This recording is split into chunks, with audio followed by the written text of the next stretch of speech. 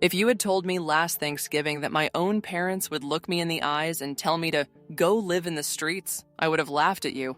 But that's exactly what happened. My name is Mia, and this is the story of how my parents kicked me out on Thanksgiving night, and how I shut them down in just 3 weeks. The night started like every other holiday in our house. The smell of roasted turkey, mashed potatoes, and burnt rolls drifted through the air. My mom had set the table like she always did, as if we were in some magazine. Perfectly folded napkins, matching plates, candles that smelled like cinnamon. If you had walked in as a stranger, you would have thought we were a perfect family.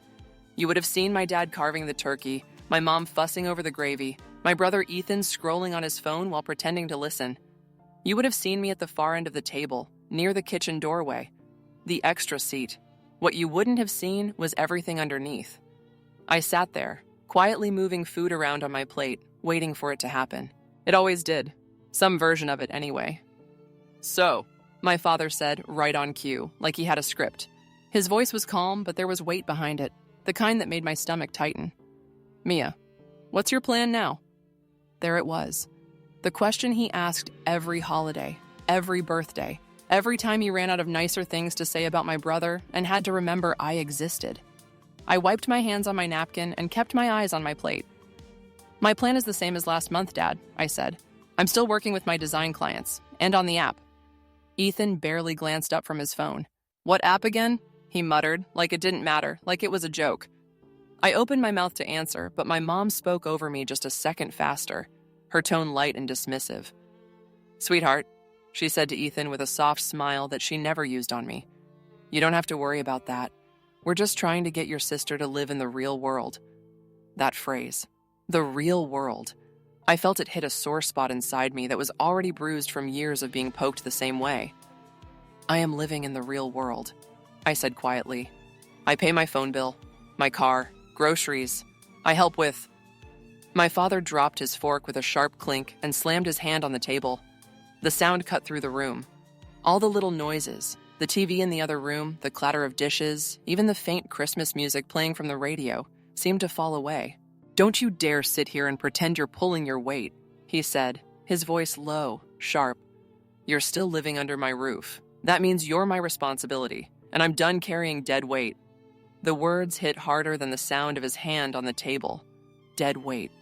For a second, I forgot how to breathe. Ethan shifted in his seat, uncomfortable, but he didn't say anything. My mom didn't flinch. She just stared at me with that same tight expression she always wore when my name came up, like she was already tired of whatever I was about to say. "Dad," I said, trying to keep my voice steady, "I pay you rent, every month. I send it to your account, you know that." "What you send is pocket change," he snapped. "That's tip money. You think that makes you an adult?" My mom set her fork down gently, as if she was afraid hers might echo too. "You've always been unrealistic, Mia," she added. "You had so much potential. Top of your class, scholarships, and then you threw it all away for, what, freelance little jobs on a laptop and some fantasy app?" The word fantasy dug in deeper. They had no idea. They didn't know I'd been quietly growing my list of clients for years. They didn't know that tiny businesses, and even some out-of-state companies, were paying me more than any safe part-time job would. They didn't know the app they loved to mock had quietly hit over 5,000 users in its first week. They didn't know because they had never really asked. "Maybe if you actually asked what I do," I said slowly, "you'd be surprised." My mom gave a short laugh that had no humor in it. "Surprised by what? Another excuse?" Something inside me trembled, then lined up straight. "I'm doing okay," I said. "Better than okay, actually." The silence that followed felt like a wall. My dad stared at me like I'd just insulted him. "If you were doing okay," he said, mocking my tone, "you wouldn't still be here, would you? Under my roof, using my heat, eating my food." "Our food," I heard myself say quietly, before my mind could catch up to my mouth. His eyes sharpened. "What did you say?" "Our food," I repeated more clearly. "I buy groceries too, every week. You know that." My mom shook her head slowly, like I was a stubborn little girl. "You buy almond milk and those gluten-free cookies," she said. "That's not real groceries." Something snapped in me then, not in an explosive way, more like a rope that had been pulled tight for years finally giving out. "You know what?" I said. My voice sounded calmer than I felt. If I bother you all that much, maybe I should just move out. My father leaned back in his chair, then let out a short, cold laugh. Maybe you should. The room went quiet. I searched his face, half expecting him to take it back, to say he didn't mean it, that he was just upset. My mom might reach out, put a hand on his arm, tell him to calm down. None of that happened. Instead, he leaned forward, elbows on the table, eyes locked on mine. In fact, he said, each word slow and heavy, that's exactly what you should do. If you think you're so grown, if you think you've got it all figured out, then by all means, go live in the real world. Go live in the streets. The streets. The way he said it, like he was spitting it out, told me everything. My mother didn't react. She didn't gasp. She didn't say, that's too far. She just picked up her wine glass, took a slow sip, and stared at the tablecloth. Ethan finally looked fully up at me. I saw something like regret in his eyes, or maybe guilt, but his mouth stayed shut. You heard me, my father continued. You have until midnight to get your things out of this house. I'm done watching you drift through life like some lost cause.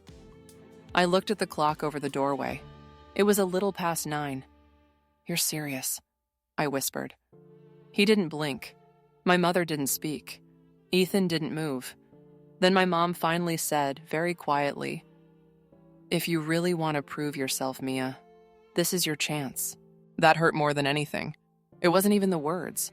It was the way she said them. Calm, cold. Like this wasn't a huge decision. Like throwing your daughter out on Thanksgiving was just some strange kind of lesson. My chest felt hollow. I looked at all of them one more time. My dad with his jaw set, my mom with her controlled mask, my brother torn but silent. There was still a tiny part of me that wanted one of them to break. To say, wait, this is too much. Sit down, let's talk. But no one did. So I did the only thing left to do. Okay, I said. My father squinted. Okay. I stood up slowly. The chair scraped against the hardwood floor, the sound too loud in the quiet room. You want me gone, I said. I'll go. He pointed toward the hallway like I was a stranger. Then go pack. Don't drag this out. I memorized his face in that moment. Not because I wanted to, but because some part of my brain knew this was going to be burned into me, whether I liked it or not. Then I turned away and walked down the hall toward my room, my legs shaking, my hands cold. I didn't know it then, but that walk away from the table was the first step toward becoming someone they would one day have to face. I closed my bedroom door behind me and leaned against it, listening. I could hear the clink of silverware, the murmur of low voices, the TV turning up a little louder. They hadn't paused the dinner. I laughed once, a sharp, broken sound, then cut it off. Crying could come later. Right now, I had less than 3 hours to stop being their daughter and start being on my own. My room still looked like it belonged to a teenage girl. The same faded posters on the walls. The same desk covered in pens and sketchbooks. The same bed with the same old comforter. Except for one thing. On my desk, my laptop glowed with a screen I had seen 1,000 times. Clarity Board's dashboard. Tiny numbers and charts showed how people all over the world were using my app that day. 3,142 sessions so far. Almost 4,000 times that day, someone had opened something I created to help them with their work. I stared at that number and felt something inside me steady. Okay, I thought. Fine, they wanted me out? I'd go. But I wasn't going to walk out as the scared little girl they thought I was. I pulled my suitcase from the closet, flipped it open, and started packing. Clothes, laptop charger, a few pairs of shoes, my notebooks, my old hoodie that still smelled like safety to me. Then I froze. My savings. The envelope. I dropped the shirt in my hand and went back to my desk. I pulled open the top drawer, the one I always kept locked. I reached underneath the desk and peeled off the tape that held a tiny key. I slid the key into the lock, turned it, and pulled the drawer open. The envelope was gone. For a second, my brain refused to accept it. I dug around the drawer, pulling out old receipts, chargers, pens. Nothing. No thick, heavy, white envelope full of crinkled bills. I checked the other drawers. Nothing. I checked under the bed, under the mattress, in the closet. Nothing. My throat went dry. I knew I hadn't moved it. That envelope had lived in that locked drawer since I was 19. It was my safety net. My secret hope. Years of birthday money, Tips from early clients, extra cash from late-night jobs. Over $6,000 hidden away, untouched, waiting for the day I could finally use it to get out. And now, nothing. I walked back down the hallway, my heart pounding in my ears. My parents were still in the living room, my mom on the couch, my dad in his chair, Ethan on his phone, pretending not to be listening to them. I stepped into the doorway. "Where's my envelope?" I asked. They all turned to look at me. My mom frowned slightly. "What envelope?" "The white one in my desk," I said. I could hear how strange my voice sounded, too flat and too tight at the same time. "The one with the cash. There." A tiny flicker in my mom's eyes. Guilt. Or maybe just surprise. "Oh, that," she said a little too fast. "We used it." The room tilted around me. "You... what?" My dad turned his eyes back to the TV for a second, then back at me, bored. "We needed it," he said. "House expenses. You live here. It's not like it wasn't going to be used on you too." "That money was mine," I said. My voice came out as a whisper. My parents exchanged a look. "Mia, don't be dramatic," my mom said, waving one hand. "It was just sitting there. You weren't doing anything with it. We're your parents. We've spent thousands on you. Consider it paying us back a little." The words rattled around in my skull. Just sitting there. Wasn't doing anything with it. I felt anger crawl up my spine, mixed with hurt so deep it made my hands tremble. "That was my savings," I said. "I worked for that. You didn't even ask me." "Watch your tone," my dad snapped, completely missing the point. "No," I said, louder now. "You watch what you did. You told me to leave. Fine. But you also took my savings. Do you have any idea what that means for me right now?" My mom rolled her eyes. "It means we used a couple $100 from your stash." "There was over $6,000 in there," I cut in. The room went silent. They hadn't even counted. They hadn't cared. To them, it was just a pile of extra cash they felt entitled to. To me, it was time, safety, choice. It was all the nights I stayed up working when everyone else went to sleep. It was every hour I'd spent building a way out. "You're overreacting," my dad said after a moment. "If you needed it so badly, you should have told us about it. Hiding money is not how this family works." Hiding money. I almost laughed at that, the way they turned it around, like I was the shady one. "That's not hiding," I said. "That's protecting myself. And look what happened the second I didn't. You took it." His eyes narrowed. "You're under my roof. That money is part of this household." "No," I said. "It was part of my future." I looked at all three of them. Ethan wouldn't meet my eyes. Something inside me finally stopped hoping. "Okay," I said again. But this time, it didn't mean I give up. It meant, I see you now. All of you. Clearly. No one followed me when I turned and walked back to my room. I finished packing in silence, moving on autopilot. Jeans, t-shirts, laptop, chargers, toothbrush. A small box of childhood stuff I couldn't leave behind just yet. When everything was in the suitcase and my backpack, I took one last walk around the room. The posters, the bed, the dresser with the scratch I'd made when I was 6, the window where I used to sit and dream about leaving this town. This wasn't my room anymore. This was just a place I used to sleep. I grabbed my things, opened the door, and walked back down the hallway.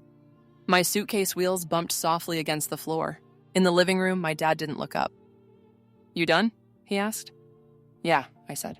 "I'm done." I turned to Ethan. "Bye," I said gently. He pulled one earbud out and looked at me like he wanted to say 1,000 things and could barely manage one.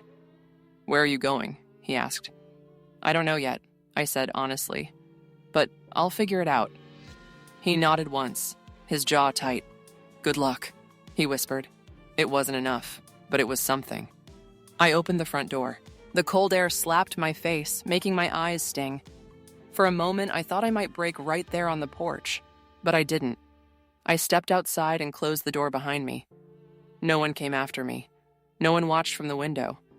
It was just me, my suitcase, my backpack, my car parked under the yellow streetlight, and the streets my father thought would break me.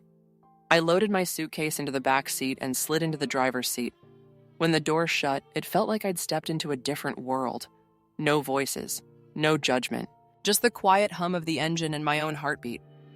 I sat there for a long moment, hands on the steering wheel, staring at the dark windshield. I wanted to scream, to cry, to drive back and demand they take it all back. But instead, I took a slow breath and unlocked my phone. If I didn't have a home anymore, I was going to have to build one. Not out of walls and a roof at first, out of what I already had. I opened my banking app and stared at the numbers. I didn't have my envelope anymore, but I still had what was in my account. Enough for a cheap motel for a week or two. Enough for food and gas if I was careful. If I was going to survive, I had to make this work. Not tomorrow. Now. I opened the Maps app and searched for a 24-hour cafe with Wi-Fi. One popped up about 15 minutes away. I started the car and drove. The cafe was connected to a gas station. Flickering fluorescent lights buzzed overhead. The smell of burnt coffee and fried food hung in the air. A few people sat alone at plastic tables, their faces tired and blank. It wasn't cozy, it wasn't pretty, but it was open. It had an outlet. And right then, that was enough. I bought the cheapest coffee they had and took it to a corner table. I plugged in my laptop, opened it, and watched Clarity Board's dashboard fill my screen again. Almost 4,000 sessions that day. A little graph showing growth over the last week. Messages from users. One message stood out. "Hey, I love this tool. Have you thought about offering a paid version?" Then another. "This saved me so much time. If you had more templates, I'd happily pay." I read them again and again. My father's words echoed in my head. Dead weight. Pocket change. Go live in the streets. I wrapped my hands around the warm coffee cup and let a different thought grow inside me. What if these 3 weeks, the same 3 weeks my father probably imagined I'd spend failing and crawling back, what if I used them to do the exact opposite? What if I used them to move so far forward that going back would never again be an option?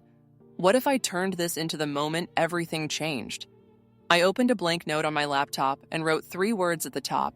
3-week plan. Under that I wrote, Week 1, stabilize. Week 2, be seen. Week 3, shut it down. Not shut myself down. Shut down their story about me. Their story that I was helpless. That I couldn't make it without them. That I was some lost, drifting disappointment. If they had pushed me into the real world, then fine. I was going to show them exactly who I could be in it. That night, I booked a room at the cheapest, least terrible-looking motel I could find. Weekly rate, tiny bed, old TV with bad channels. The kind of place people stayed when they had nowhere better to go. I dragged my suitcase inside, dropped it next to the bed, and sat down hard. The heater rattled. The walls were thin. I could hear someone laughing in the room next door. I pulled my laptop into my lap and stared at the screen. Clarity Board's numbers blinked back at me. Okay. I whispered to myself, let's do this. The next morning, I woke up with my neck aching from the flat pillow and a deep buzzing focus inside me. Week 1, stabilize. I made instant coffee in the little machine on the dresser and took out the notepad the motel had left next to the phone. I wrote down 3 clear goals. Get more paid design work, add a paid tier to Clarity Board. Find a place to live that isn't this motel. I started with what I knew best, my clients. I opened my email and pulled up a list of everyone I'd worked with over the past 2 years. Small local businesses, online coaches, little brands that trusted me with their websites and logos. I drafted a simple message. Hey, it's Mia. I loved working with you on your project. I'm opening 3 spots this month for deeper brand and design work. If you've been thinking about updating your site, tightening your message, or refreshing your visuals before the new year, now's the best time. If you're interested, just hit reply and I'll send details. I sent that to each of them. Then I waited. It didn't take long. Within an hour, I got my first reply. Hey Mia, funny timing. I was just thinking about updating my website. Let's talk. Then another. I'd love to work with you again. I've been sitting on a redesign for months. By the end of the day, I had 5 serious replies and 2 confirmed bookings. I sat on the edge of the motel bed, laptop balanced on my knees, and let myself smile for the first time since leaving home. Okay, money coming in. Next step, the app. Clarity Board had always been my secret passion project. I built it because I noticed my clients kept asking the same questions about their voice, their brand, their content. I thought maybe, just maybe, I could create something to guide them through it. So I made a simple tool. You answered questions about your audience, your style, your goals, and Clarity Board spit out content ideas, basic scripts, and website sections. I'd launched the free version quietly a week before Thanksgiving, with no ads, no budget, just a landing page, some messages to past clients, and a few posts in online groups. I'd hoped for 50 users. I got 5,000. And yet, in my parents' house, I was still lost. Now I clicked over to a spreadsheet where I'd been saving every bit of feedback people had sent me. Things like, I want more templates. Can I save my favorite outputs? I'd pay for this if there was a pro version. I read them all, then opened another note. Clarity Board Pro. I wrote down more templates, custom brand voice profiles, save and organize content, simple training videos. Price, $19 a month. I stared at that number. My brain instantly pulled up my dad's voice. Is that all? You can't build a life on scraps, Mia. This time I pushed his voice away. I knew what I was offering. I knew the hours I'd poured into this. I knew the people who had already told me it helped them. I wasn't going to price my work according to someone who didn't believe it mattered. I set up the payment page, integrated it with the app, and added a small banner that would only show to logged-in users. Love Clarity Board? Unlock more templates, custom voice settings, and saved content with Clarity Board Pro. Try it free for 7 days. My finger hovered over the Publish button for a moment, then I clicked it. The banner went live. I sat there, waiting. 10 minutes. Nothing. 20 minutes. Still nothing. Then, finally, a small notification popped up in the corner of my screen. New subscription, Clarity Board Pro, $19 per month. I let out a shaky breath and took a screenshot. I saved it in a new folder and named the folder Proof. Not for my parents, for me. Because I knew that in the days ahead, there would be moments I'd hear their voices louder than my own. Moments when I'd remember being called dead weight more clearly than I remembered a single win. I needed something to look at when that happened. That night, as the motel heater rattled in the background, I watched 3 more people upgrade. By the end of week 1, this is what had changed. I had signed 3 new design clients. Clarity Board Pro had 37 paying users. And after looking through listings and doing math for hours, I had found a tiny studio apartment on the cheap side of town that I could actually afford. It was nothing special. The paint was peeling in the corner by the window. The sink dripped. The floor creaked when you walked across it. But it was mine. When I handed over the deposit and signed the lease, something inside my chest unlocked. No one here could tell me to get out by midnight. No one could walk into my room and take my envelope. No one could call my work pocket change to my face every other meal. I moved in with my suitcase, my backpack, my laptop, and a secondhand mattress I bought from a listing online. I set my laptop on the floor, sat cross-legged in front of it, and took a picture. No furniture, no decorations. Just me, my computer, my own front door key on the floor beside it. I posted the picture on my personal social account with a caption. Sometimes getting pushed out is the only way you realize you've been ready to walk out for years. I didn't name anyone. I didn't call my parents out. I just told the truth as simply as I could. A few minutes later, my phone buzzed with a message from my old friend Lila. Are you okay? That caption sounds intense. I stared at the screen for a second, then typed back, long story, but I'm okay, better than okay, just finally living my own life. She replied with a heart and, proud of you. I set my phone down and let the quiet of my tiny place sink in. For the first time, the silence didn't feel like a threat. It felt like room to grow. Week 2 was about something I'd always been afraid of, being fully seen. I had spent years keeping my work small and secret. When I got new clients, I barely told anyone. When I finished big projects, I didn't post them. When I launched the app, I shared it only in little corners of the internet, never loud enough for my parents to notice. I told myself it was because I was humble. The truth? I was afraid. Afraid that if I talked about what I was doing, my parents would mock it. Afraid they'd roll their eyes. Afraid someone from my old life would see it and see me fail. But hiding hadn't protected me. It had only made it easier for my parents' version of my life to be the only one anyone heard. So, in week 2, I decided to tell my story. My way. I opened my social app and started typing a long post. It wasn't a rant. I didn't drag my family by name. I just told the truth. I wrote about how I'd been quietly working as a freelance designer for years. How I'd started with small jobs and slowly built a business. How I'd created Clarity Board to help people feel clear about their brand voice and content. how scared I had always been to talk about it. Then I wrote, I've stayed quiet about my work for a long time because I was afraid. Afraid of being told it wasn't real. Afraid of being judged. Afraid of failing where people could see me. But I'm done hiding.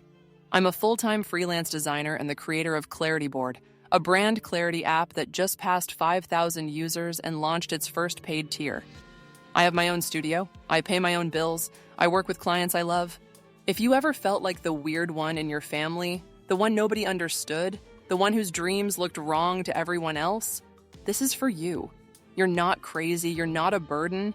You might just be building something they can't see yet. It took me 10 minutes to write and 20 to work up the courage to hit post.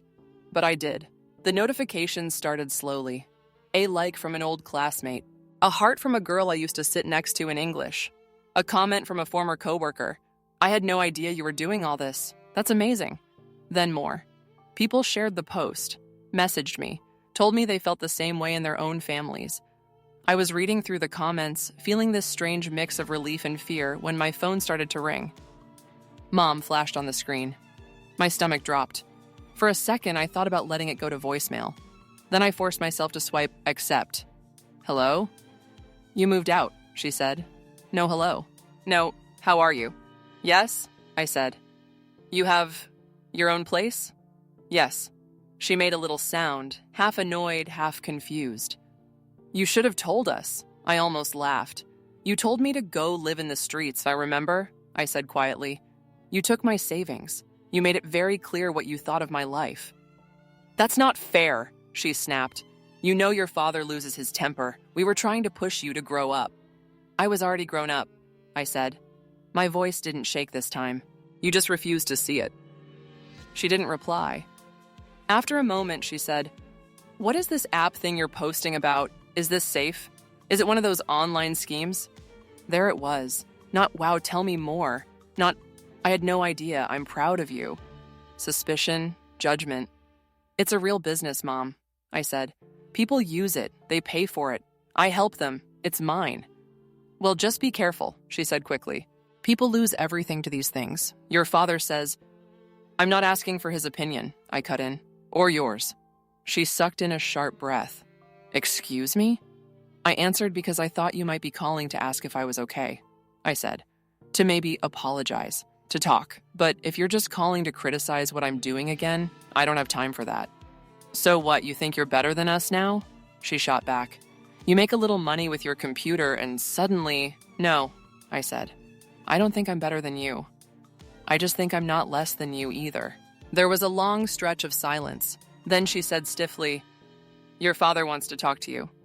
I heard muffled voices and a shuffle. Then my dad came on the line. I saw your post, he said. I waited. Congratulations, he added. It didn't sound like pride. It sounded careful, like he'd been told he should say it. Thanks, I replied. So you're really paying your own rent now? He asked. Yes. With that app thing? And my clients. Yes. He cleared his throat. Well, I hope you know what you're doing. The real world is not as easy as it looks online. I almost smiled at that. That's exactly what I'm learning, I said. You pushed me into it without warning, remember? I didn't push you, he said quickly. I gave you a nudge. There's a difference. I could have argued. Instead, I just said, if you say so. He seemed thrown off by how calm I was. Anyway, he muttered, keep us updated. I thought about all the nights I'd tried to talk to them about my work and been brushed off. All the times I'd tried to show them a logo or a website or a bit of code and been told to go study something real. No, I said gently.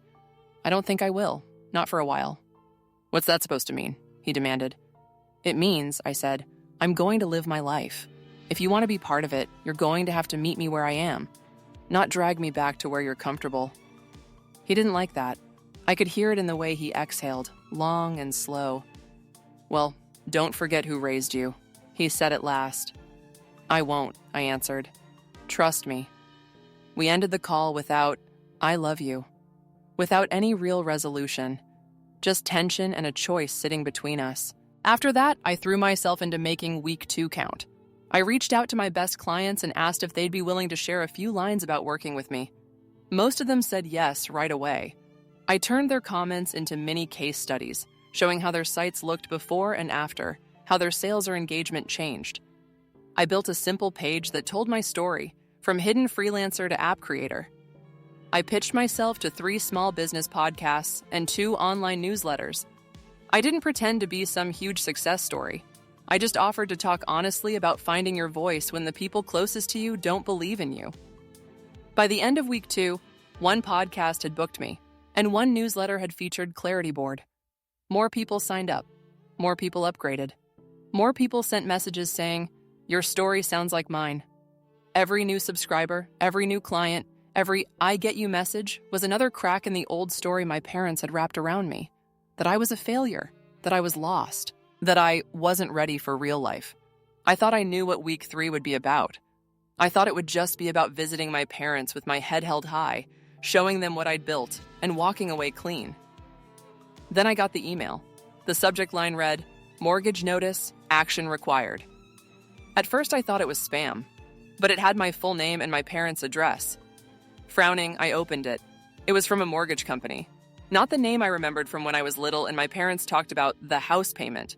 A new one. The email mentioned a refinance, new loan terms, payment due, and attached to the message was a document. When I opened it, my heart skipped a beat. 3 names were listed as borrowers. My father, my mother, me. I blinked, thinking it was some weird mistake. I had never signed anything like that. No one had even told me they were doing this. I was still staring at the screen when my phone buzzed with a text from Ethan. "Hey, I think Mom and Dad are in money trouble. Can we talk?" My hands went cold. I called him right away. He picked up in a whisper. "Hey, what's going on?" I asked. "Why is my name on a mortgage?" He was quiet for a second. "So you saw it," he said. "You knew?" My voice rose. "I kinda overheard stuff," he said. "Dad's hours got cut at work. Mom's clients slowed down. They pulled equity from the house to fix things, but they're behind on the payments. And they put my name on it," I said, without asking. "Yeah," he said softly.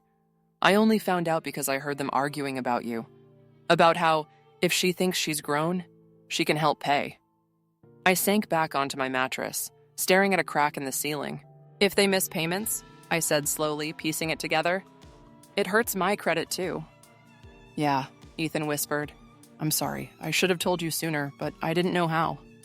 Anger burned through me then, sharper than almost anything I'd felt since Thanksgiving. They had kicked me out, taken my savings, put me on their debt, and they had still been walking around like they were the victims. "Okay," I said, my voice suddenly very calm. "Listen carefully, Ethan. I need you to do something for me." "What?" he asked. "Stay out of the next part," I said. "Don't lie for them.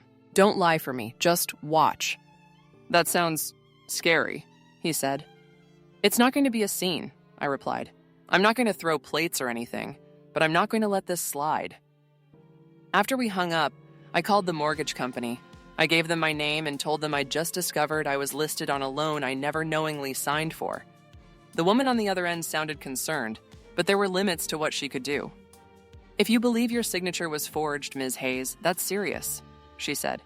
"You could file a formal case, but that process takes time. Months, sometimes longer. In the meantime, if payments are missed, it may still affect your credit." "Is there any way to remove me from the loan?" I asked. "There are a few ways," she said, "but the simplest is for the remaining parties to refinance without you, or for your obligation to be paid off." I asked for the amount that would completely clear my part of the responsibility. It was a big number, big enough to make my chest feel tight.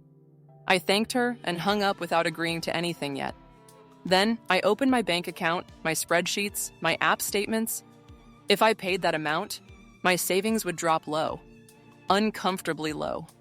But for the first time, I saw that number as something other than just money. It was my freedom. Freedom from being tied to their choices. Freedom from them dragging my name into loans and lies. Freedom from one more chain I didn't agree to. I stared at my proof folder. Screenshots of subscriptions, invoice payments, podcaster emails. Without the last 3 weeks, the choice would have been impossible. With them, it was just hard. I picked up my phone and called the mortgage company back. "I want my name cleared," I said. "What do I need to do to make that happen as fast as possible?" We went through the process. It took a chunk of almost everything I had.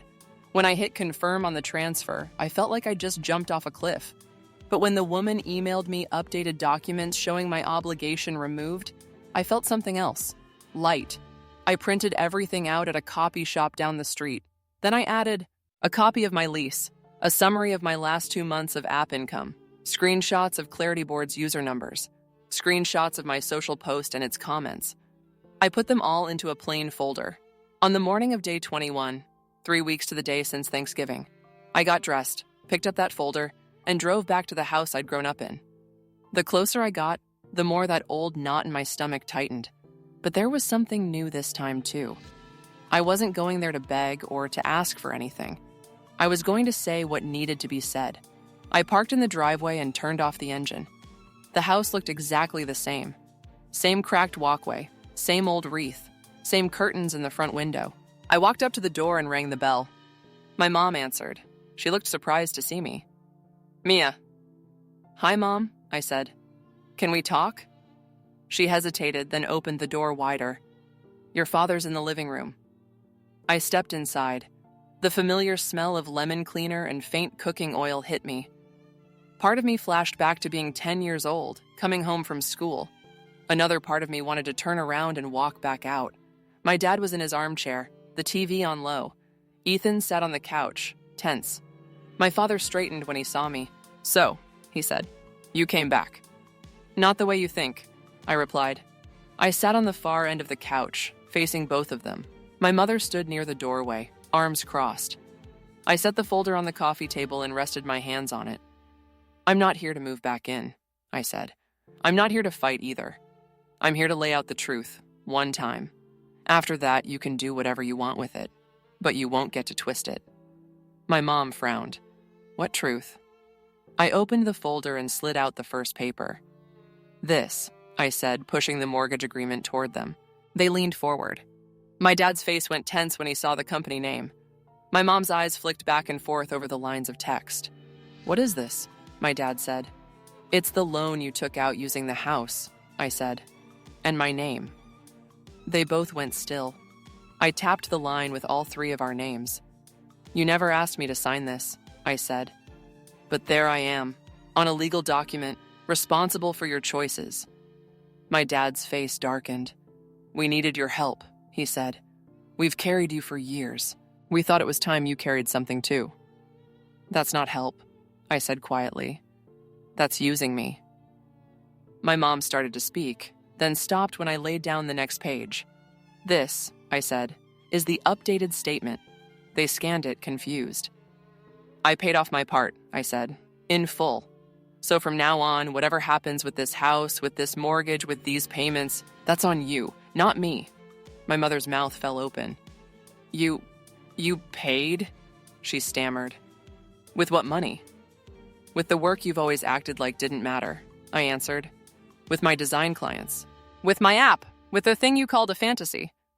I pulled out the next few pages. This is my lease, I said. I have my own place now, paid for by me, not you.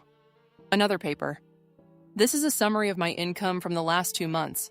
That's from client work and from Clarity Board Pro. More papers. These are screenshots of my app's user count. These are emails from people who've hired me. This is a confirmation from a podcast that invited me to talk about what I do. I laid them all out in a neat line, like evidence in a quiet trial. For years, I said, looking at both of them, you've told a certain story about me, that I'm lost, that I'm drifting, that I'm ungrateful, that I refuse to grow up. You say it to me. You say it to your friends. They both started to protest. I held up a hand. I'm not here to argue over who said what at which dinner, I said. I'm just telling you this. That story ends today. My father's jaw clenched. We never said you were worthless, he muttered. We just wanted you to be realistic. You called me dead weight, I reminded him. At Thanksgiving, you told me to go live in the streets. You took my savings without asking. You signed my name to debt I didn't agree to. I swallowed hard, feeling my throat get tight. You didn't just want me to be realistic. You wanted me to be obedient, to live the life you pictured, not the one I chose. My mother shook her head, eyes glossy. We were scared for you, she said. We didn't understand this computer stuff. We thought you were wasting your time. We didn't want you to end up with nothing." "You didn't believe I could end up with anything," I said softly. "That's the difference." No one spoke for a moment. I took a deep breath. "I'm not here to make you admit you were wrong about everything," I continued. "I'm sure in your minds you had your reasons. I'm here to tell you where I stand now." I pointed at the papers. "This," I said, "is proof that I am not the person you talk about when I'm not in the room. I have my own home. I pay my own bills. I run my own work. I'm not asking you for money. I'm not asking you for a roof. I'm not asking you for anything." I met my father's eyes. "So when you talk about me from now on, if you talk about me at all, you have two options. You can say nothing, or you can tell the truth." "And what's the truth, according to you?" he asked slowly. "That you told me to leave on Thanksgiving," I said. "That you took my savings, that you used my name on a loan without my permission, that I left with almost nothing, and I still managed to build something on my own. That I'm not a failure who ran off. I'm a woman who walked out and stood up." He looked away first. My mom's shoulders started to shake. Tears spilled down her cheeks. "We did what we thought was best," she whispered. "You did what felt easiest," I said. "Pushing me out, taking what I'd saved, putting your mess in my name. That was about you, not me. But I've spent my whole life paying the price for your fear." Her face crumpled. My father finally said, his voice low, "So what? You're cutting us off now? Just like that?" "No," I said, and I felt how true it was. "I'm not cutting you off. I'm closing the chapter where you get to define me. If you want to be part of my life going forward, you have to do it with respect. No more calling my work fake. No more telling people I'm lost. No more using my name without asking." I picked up the folder and slid all the papers back inside. "I don't hate you," I said, "but I'm done letting you hurt me." I stood up. Ethan looked at me, eyes red. Can I come see your place sometime?" he asked. "Yeah," I said, and smiled for real for the first time during that visit. "Anytime." I looked at my parents one last time. My mom's makeup was streaked. My father looked smaller somehow, not physically, but in the way his certainty had cracked. "I'm not asking you to clap for me," I said quietly. "I'm just asking you to stop stepping on me." With that, I walked to the front door, opened it, and stepped outside into the cool air. This time, I didn't expect anyone to follow me. This time, I didn't need them to. I drove back to my studio, parked in my spot, and climbed the stairs to my little place. Inside, it was still simple. Still a mattress on the floor. A desk I'd picked up cheap. My laptop. A small plant by the window I was trying hard not to kill. I sat down on the floor and opened my laptop. Clarity Board's dashboard lit up. Another new subscription. Another email from a potential client. A notification from the podcast host confirming our recording date.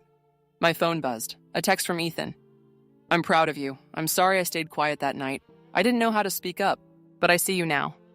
Then another message from an unknown number. I opened it. "I heard your story on that small business newsletter. I relate to it so much. Thank you for sharing. Your app is awesome, by the way." I leaned my head back against the wall and let out a breath I felt like I'd been holding for years. When I tell people I shut my parents down in 3 weeks, they picture scenes from movies. Screaming, dramatic public confrontations, some kind of cruel payback. But that's not what happened. I didn't destroy them. I didn't wish harm onto them. I shut down their power over me. I shut down the version of my life they clung to because it made them feel right and me feel small. I didn't do it by yelling. I did it by living. By walking out when they told me to get out. By building something real when they assumed I'd collapse. By choosing to tell my own story out loud where others could hear it. My parents still live in that same house. They still have to deal with the money mess they made. I'm not responsible for that anymore. Sometimes weeks or months go by without us talking. Then my mom will send a short text, a picture, an awkward, "How are you?" I answer when I feel ready. Not because I owe it, because I choose it. Ethan has come to my studio a few times. We sit on the floor, eat takeout, and watch movies. Sometimes he asks about my app. Sometimes he talks about his own plans, in a way he never did when all of us lived under the same roof. My father hasn't apologized for Thanksgiving. I don't know if he ever will, but he doesn't talk about my work as nothing anymore. When he does mention it, there's a small pause, a shift, like he's still trying to understand how the girl he called dead weight ended up standing on her own 2 feet. Maybe one day we'll sit down and talk about all of it in detail. Maybe we won't. Either way, I'm okay. Because the truth is, the real revenge was never about hurting them. It was about making sure that their worst decision didn't become my whole story. They told me to go live in the streets. Instead, I went and lived my life. And in 3 weeks, I didn't just prove them wrong. I proved to myself that the version of me they saw, the small, helpless version, was never the real one. The real me was the girl who stayed up late designing logos in secret, the young woman who built an app on a hand-me-down laptop, the person who moved into a bare studio and turned it into the first place that ever truly felt like hers. If you're listening to this, and you feel like the strange one in your own family, the one nobody believes in, the one everyone has already decided will fail, I want you to hear this part. Sometimes, the most powerful revenge isn't shouting or slamming doors or throwing words back at them. Sometimes, the most powerful revenge is building a life so real, so solid, that their old stories about you collapse on their own. Sometimes, the most powerful revenge is not getting even. It's getting free. Free enough to say, you don't define me anymore. Free enough to walk back into the place that broke you, not to beg, but to draw a line. Free enough to walk away again, knowing you have somewhere better to go. They told me to go live in the streets on Thanksgiving. So I did something better. I walked out into the cold, into the unknown, into the risk, and I built a life none of them can take away from me.